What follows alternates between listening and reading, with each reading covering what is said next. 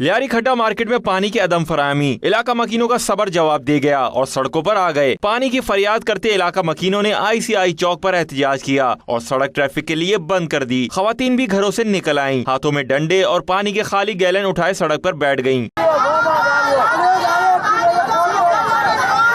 सुनने वाला नहीं हम लोगों का, कोई एक बंदा नहीं सुनता है यार।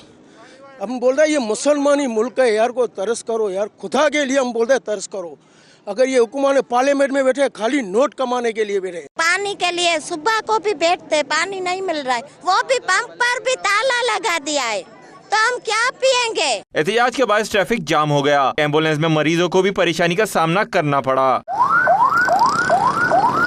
3 घंटे से जायद जारी रहने वाला एहतजाज पुलिस से मुज़ाकरात के बाद खत्म हो गया और मुजाहिरीन पुरअमन तरीके से मुंतशिर हो गए। कैमरामैन इमरान खान के साथ फयाज यूनुस, 92 न्यूज़, कराची।